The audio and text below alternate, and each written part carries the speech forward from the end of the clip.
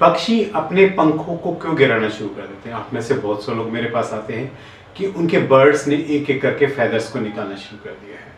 नमस्कार दोस्तों, मेरा नाम है डॉक्टर नगेंद्र यादव और आज का जो मेरा वीडियो का टॉपिक है वो है मोल्टिंग इन बर्ड्स। कि बर्ड्स अपने बॉडी पे से फेदर्स को क्यों निकालना शुरू कर देते हैं, मोल्टिंग का क्या रीजन हो सकता है और ये क्यों होती है, क्या ये एक नेचुरल प्रोसेस है या मोल्टिंग की क्या क्या स्टेजेस हो सकती है।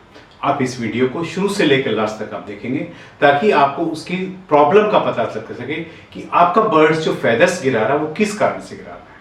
देखिए, जब बर्ड्स के फेदर्स की एक एज होती है, जब वो कंप्लीट हो जाती है, ऑटोमेटिक वो अब उसके शेफ्ट से ढीला हो जाता है और जब वहां से वो ढीला हो जाता है धीरे धीरे करके अपनी जगह छोड़ देता है और पंख जो है, आप ये कह सकते हो उसकी पंख की एक लाइफ साइकिल भी कंप्लीट हो जाती है, तो वो पंख गिर जाता है और उसकी जगह जो है नया फेदर्स आना शुरू हो जाता है, जो है पुराने फेदर्स की जगह को कवर कर लेते हैं। इस प्रकार जो है बर्ड्स की पूरी बॉडी कवर रहती है। हमें इतना महसूस नहीं होता है कि क्योंकि एक एक करके जब फेदर्स निकलते हैं तो कुछ नए फेदर्स और कुछ पुराने फेदर मिलकर पूरी बॉडी को कवर करते हैं। देखिए, मोल्टिंग होती क्या, आपको पता है कि जो पंख होते हैं केराटिन्स के बने होते हैं। जैसे हमारे शरीर में नाखून हो गए, हेयर्स हो गए, ये भी जो है केराटिन के बने होते हैं।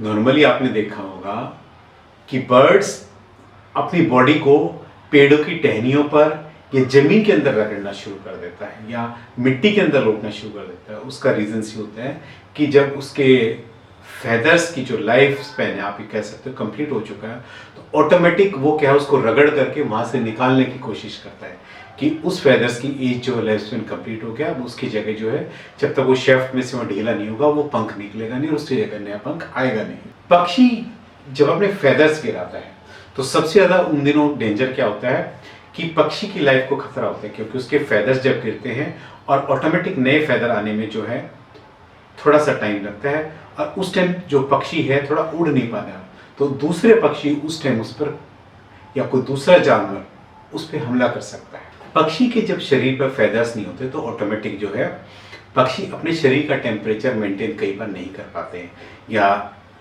अगर सर्दी बहुत ज़्यादा है, क्योंकि थर्मो रेगुलेशन का जो काम होता है बॉडी में, ठंड से बचने का काम होता है, बॉडी पे फेदर्स निकलते हैं।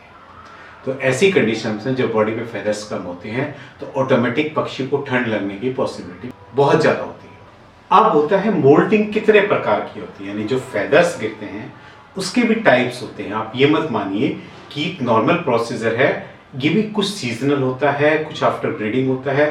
तो मोल्टिंग जो है 4 प्रकार की होती है, यानी जब पक्षी में जो फेदर्स गिर सकते हैं उसके 4 रीजंस हो सकते हैं। आपने देखा होगा जब पक्षी बच्चे से एडल्ट एज में जो प्रवेश करता है तो ऑटोमेटिक आपने देखा होगा उसके फेदर्स का कलर ऑटोमेटिक और ज़्यादा चटकीला हो जाता है, यानी उस एज में जो है वो दूसरे बर्ड्स को अट्रैक्ट करने के लिए उनके फेदर्स इतने चटकीले हो जाते हैं ताकि उस एडोलेसेंस एज में जाकर करके मेल और फीमेल आपस में एक दूसरे को अट्रैक्ट कर सके। मोल्टिंग का ये जो प्रोसेस होता है मिनिमम 2 मंथ्स का होता है और जो मैक्सिमम जो देखा गया बर्ड्स के अंदर 2 इयर्स तक देखा गया है। तो ये प्रोसेस कुछ बर्ड्स में बहुत स्लो होता है और कुछ बर्ड्स में ये काफ़ी लंबा प्रोसीजर होता है कि बर्ड्स अपने फेदर्स को एक एक करके रिप्लेस करते रहते हैं। ब्रीडिंग सीजन खत्म होने के बाद आपने देखा होगा कि बर्ड्स के बच्चे बड़े हो जाते हैं, उस टाइम में फूड एक्सेस में होता है। उसके बाद बर्ड्स ऑटोमेटिक अपने फेदर्स को रिप्लेस करते हैं, जो पुराने फेदर्स उनको गिरा देता है और एक एक करके धीरे धीरे नए फेदर्स बॉडी पर आने शुरू हो जाते हैं। नॉन ब्रीडिंग सीजन मतलब आप ये कह रहे कि उस टाइम पे बर्ड्स की बॉडी के ऊपर फेदर्स बहुत ज़्यादा होते हैं। इस कंडीशन में बर्ड्स जो है जो फेदर्स ज़्यादा होते हैं तो ऑटोमेटिक थर्मो रेगुलेशन का काम करते हैं और उसको ठंड वाले एनवायरनमेंट से जो है फेदर्स जब उसकी बॉडी पे एक्सेस फेदर्स होंगे तो उसको बचा कर रखेगा और ठंड नहीं लगेगी बर्ड्स को। जब नॉन ब्रीडिंग सीजन होता है उस टाइम में बर्ड्स क्या करते हैं, मोस्टली अपने सारे फेदर्स गिराते हैं ताकि जब ब्रीडिंग सीजन की शुरुआत होती है, क्योंकि ब्रीडिंग सीजन्स में उनको अट्रैक्शन के लिए कलर्स की जरूरत होती है, तो जब नॉन ब्रीडिंग सीजन है तो उनको कलर्स की कोई जरूरत नहीं होती और जैसे जैसे ब्रीडिंग सीजन नजदीक आता है तो उनकी वो पुराने फेदर्स को गिरा करके जब उनकी बॉडी पर नए फेदर्स आते हैं वो इतने ज़्यादा कलरफुल अट्रैक्टिव होते हैं कि मेल और फीमेल एक दूसरे को अट्रैक्ट करने के लिए बॉडी पे जो फेदर्स आते हैं उसको देख करके अट्रैक्ट करते हैं या अपने साथी का चुनाव करते हैं। एक होता है जनरल कंडीशंस, मतलब एक मोल्टिंग होती है कि हर चीज़ का एक लाइफ स्पैन होता है। एक मोल्टिंग एक नेचुरल प्रोसेस भी है कि बर्ड्स अपने पुराने फेदर्स को गिरा करके उसकी जगह नए फेदर्स ले आते हैं। एक नेचुरल प्रोसेस है। मोल्टिंग का क्या टाइमिंग होता है? मोल्टिंग का देखिए जो टाइमिंग होता है मोस्टली एक सिमेट्रिकल टाइमिंग होता है, यानी बर्ड्स अपनी बॉडी के फेदर्स एक साथ नहीं गिराता है। यानी आप ये कह सकते हो कि जो टेल वाले फेदर्स हैं उनको एक बार गिराएगा, विंग्स वाले फेदर एक बार गिराएगा, धीरे धीरे सिस्टेमेटिक वे में एक एक करके बॉडी के फेदर्स को गिराता है। और जब उस जगह के फेदर्स कंप्लीट होते हैं फिर वो बॉडी के दूसरे फेदर्स को गिराना शुरू करता है, यानी एक साथ पूरे शरीर के फेदर्स कभी भी नहीं गिराता है। सबसे पहले जो है विंग के फेदर्स गिराता है, फिर टेल के और फिर बॉडी के। इस तरह सिस्टेमेटिक वे में एक एक करके अपने फेदर्स को गिराता है और उसकी जगह नए फेदर्स आने शुरू करते हैं। ये जो मोल्टिंग का टाइम होता है इसमें 5 से 12 महीने का जो है समय कई बार लग जाता है। डक्स में जो मोल्टिंग होती है वो सबसे कम समय में होती है, क्योंकि आपको पता है कि डक्स अमूमन आपने देखा होगा तालाबों में या पानी के अंदर रहती है, क्योंकि उसको दूसरे जानवरों से बहुत ज़्यादा खतरा रहता है। वो अपने फेदर्स गिरा करके फटाफट जो है नए फेदर्स ले आती है ताकि अपने आप को दूसरे जानवरों से बचा सके।